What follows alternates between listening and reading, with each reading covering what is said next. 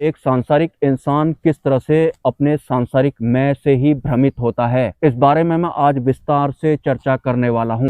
जैसे कि राजनेता को ऐसा लगता है कि ये जो देश है या फिर जो ये प्रदेश है, ये मैं तो चला रहा हूँ। मैं जहाँ बोलूंगा पुल बनेगा, मैं जहाँ बोलूंगा रोड बनेगी, मैं नहीं बोलूंगा तो नहीं बनेगा। मतलब ये जो मेरा देश है या फिर मेरा प्रदेश है, जिसका मैं मुख्यमंत्री हूँ या फिर प्रधानमंत्री हूँ, इसे मैं ही तो चला रहा हूँ। तो इस माया रूपी संसार में अपने ही मैं से भ्रमित हो चुके राजनेताओं के बारे में तो मैं बाद में बात करूंगा। अभी मैं एक आम सांसारिक या फिर एक आम नागरिक की बात करता हूँ, जो कि अपने ही मैं से भ्रमित होता है, या फिर इस तरह के राजनेताओं का जो कि ऑलरेडी भ्रमित होते हैं, जिन्हें ऐसा लग रहा होता है कि ये देश में ही तो चला रहा हूँ या फिर ये प्रदेश में ही तो चला रहा हूँ। जिन अपने ही मैं से भ्रमित हो चुके सांसारिक लोगों ने इनका चुनाव किया होता है, उनको भी अपने आप पर बड़ा भ्रम होता है कि ये जो कुछ कर रहा हूँ ये मैं ही तो कर रहा हूँ, या फिर ये जो परिवार मेरा है इसको मैं ही तो पाल रहा हूँ, मेरी वजह से ही तो ये सब कुछ चल रहा है, ये जो बच्चे वगैरह हैं ये सब खा पी रहे हैं, मेरी वजह से तो कर रहे हैं, मैं ही तो हूँ जो भी हूँ। हर इंसान जो इस माया रूपी संसार में सरवाइव कर रहा होता है, जो कि माया के अधीन भी होता है, कर्म के अधीन भी होता है,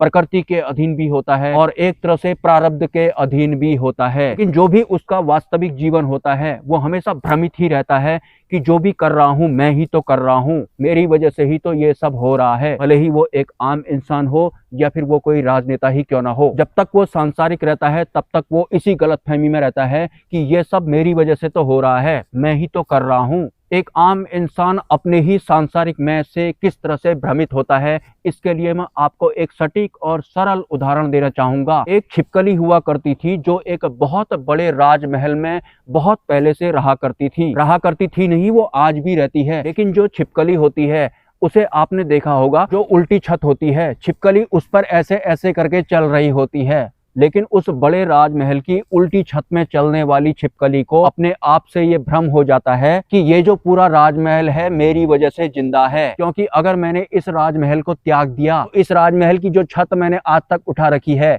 ये सब इनके ऊपर गिर जाएगी और पूरे के पूरे राजमहल का एंड हो जाएगा। मतलब एक छिपकली इस गलतफहमी के साथ एक राजमहल में सरवाइव कर रही थी कि मेरे इस छत को उठाने की वजह से ही ये सभी के सभी राजमहल में जितने भी लोग हैं वो बचे हुए हैं। अगर मैंने इस राजमहल का त्याग कर दिया तो ये छत गिर जाएगी और सभी राजा महाराजा जो भी हैं वो सब भी मर जाएंगे, मतलब उनका वंश समाप्त हो जाएगा। और अपनी इस गलतफहमी को वो छिपकली सच भी मानती थी और जीती भी थी। तो उस राजमहल का जो राजकुमार था वो जिस जिस कमरे में जाता था, वो जो छिपकली उल्टी छत पर ऐसे चलती थी वो भी उस कमरे में ही जाते रहती थी और इस गलतफहमी के साथ चलते रहती थी कि मेरी वजह से ही तो ये राजकुमार बचा हुआ है, क्योंकि मैंने इस राजमहल की छत को पकड़ के रखा हुआ है, इसे गिरने नहीं दिया है। कमाल की बात तो यह है कि वो राजमहल बहुत पुश्तों से चला आ रहा था, तो उस छिपकली की उस राजमहल में भी बहुत सारी पुश्तें चली आ रही थी। मतलब उस राजा के दादा परदादा या फिर उससे पहले के जो भी राजा थे उन सब की देखभाल भी उसी छिपकली की दादी परदादी या फिर उससे पहले की जो छिपकली थी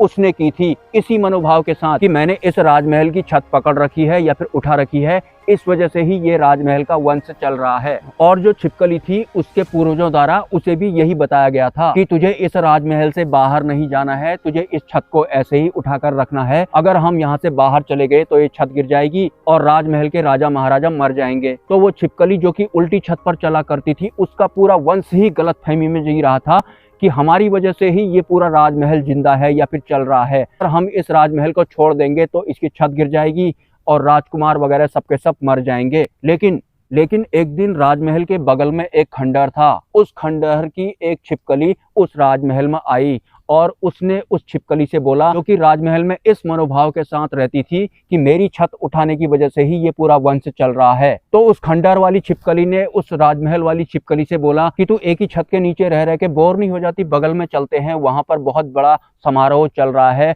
वहां जाएंगे, वहां मजे करेंगे, तू भी मेरे साथ चल। लेकिन उस राजमहल में रहने वाली छिपकली ने उस खंडहर वाली छिपकली के साथ जाने से मना कर दिया, ये कहकर कि मैं किसी दूसरी छत पर नहीं जा सकती, क्योंकि हमारे पूर्वज इस राजमहल के लोगों की सेवा करते आए हैं, तो मुझे भी सेवा करनी है, इस वजह से मैं किसी भी दूसरे घर की छत पर नहीं जाने वाली हूँ। तो जो छिपकली खंडहर वाली थी उसने उससे कहा, सेवा मतलब किस तरह की सेवा? मैंने तो आज तक ऐसा कभी नहीं सुना था। तो फिर उस छिपकली ने उस खंडहर वाली छिपकली को बताया कि ये जो पूरा राजमहल है, इसके आज तक के जितने भी वंश हुए हैं उन सभी की देखभाल या फिर जिम्मेदारी हमारे वंश को है। शुरू से हम छिपकलियों का जो वंश है इस राजमहल की छत को उठाए हुए है, जिस वजह से ये राजमहल या फिर ये राजघराना आज तक चला हुआ है, वरना ये तो कब के मर जाते। तो ये सुनकर वो जो खंडहर वाली छिपकली थी उसने उस राजमहल से जो पतली गली से निकल लेना ही ठीक समझा, क्योंकि उस खंडहर वाली छिपकली को साफ साफ पता लग गया था कि ये जो छिपकली है अपने आप से ही भ्रमित हो चुकी है। इसके साथ साथ इसका जो पूरा खानदान था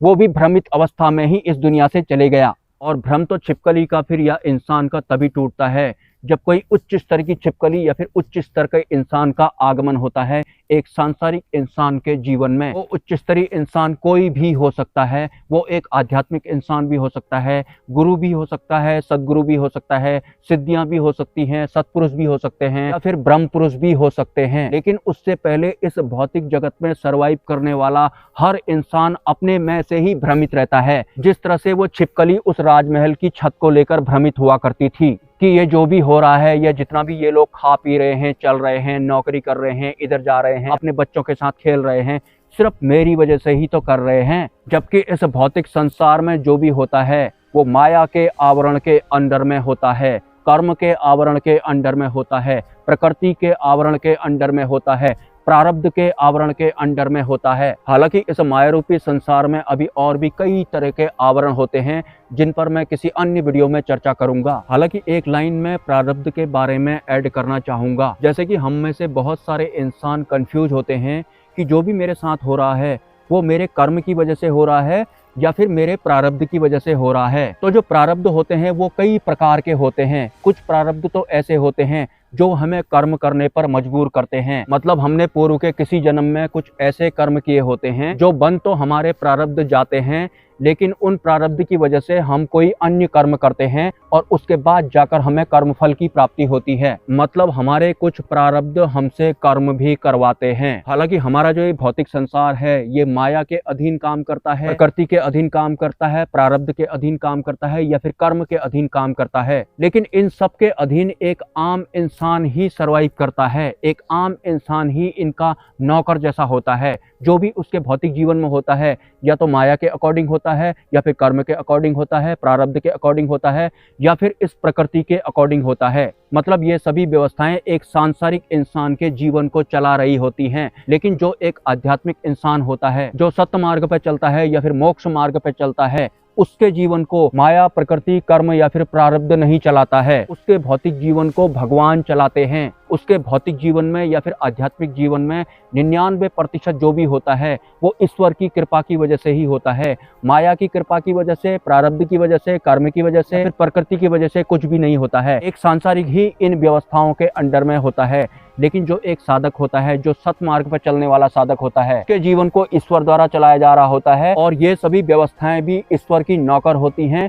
तो वो उस सतमार्ग पर चलने वाले साधक या फिर इंसान की भी नौकर होती हैं। सतमार्ग पर अगर हम चलेंगे, ईश्वरीय मार्ग पर अगर हम चलेंगे या फिर मोक्ष मार्ग पर अगर हम चलेंगे, जो कि संसार से, प्रकृति से, प्रारब्ध से, कर्म से ऊपर होता है, तो हमारा जीवन भी माया के अंडर में बिल्कुल भी नहीं होता है। एनीवेज, आज दिवाली है तो आप सभी लोगों को दिवाली की हार्दिक शुभकामनाएं। मेरी दिवाली तो ऐसी ही होती है, मैं दिवाली हो या फिर कोई अन्य फेस्टिवल हो, ऐसे ही मेरी दिवाली होती है या फिर कोई अन्य फेस्टिवल होता है। अगर आप इस चैनल को सपोर्ट करना चाहते हैं तो आप मेरे मोबाइल नंबर पर, क्यूआर कोड पर या फिर यूपीआई आईडी पर सपोर्ट कर सकते हैं। और हाँ, किसी महानुभाव ने या फिर बहुत सारे लोग कमेंट करते हैं कि आप अपना मोबाइल नंबर दे दीजिए। मेरे किसी वीडियो के कमेंट सेक्शन में मेरा मोबाइल नंबर डला होगा। डायरेक्ट मैं यूट्यूब पर ऐसे मोबाइल नंबर वीडियो के बीच में नहीं डाल सकता हूं, क्योंकि हो सकता है भविष्य में अगर मेरा मोबाइल नंबर चेंज हो गया, जिंदगी का कोई भरोसा थोड़ी ना है, मैं आज हूं कल नहीं हूं, तो मेरा मोबाइल नंबर भी बंद हो जाएगा। तो उसके बाद वो मोबाइल नंबर किसी और के नाम से जरूर चढ़ेगा, तो हो सकता है उसके बाद लोग उसे फोन करना शुरू कर दें। तो इस वजह से ही मैं वीडियो के बीच में मोबाइल नंबर अब नहीं डालूंगा। हाँ, कमेंट सेक्शन में, कम्युनिटी पोस्ट में मैं अपना मोबाइल नंबर जरूर डाला करता था, लेकिन अब नहीं डालूंगा। पुराने वीडियो में डल गया तो डल गया। नेक्स्ट वीडियो में ब्रह्मा, विष्णु, महेश, जय मां पराशक्ति। ये देखो, ये ना किसी ने पैसे रखे हुए हैं, 500 का नोट है और 10 रुपए का नोट है। ये बलाओं वाले पैसे हैं। इस तरह के जो पैसे होते हैं ना, कभी नहीं उठाने चाहिए। और अगर कोई इस तरह के पैसों को उठा लेता है ना, तो फिर उसके साथ कुछ ऐसा होता है ना कि वो अंदर से हिल जाता है और फिर उसे किसी दरबार में जाने की ज़रूरत पड़ती है। ये बलाव वाले पैसे हैं जो छोड़ रखे किसी ने, देखो ये।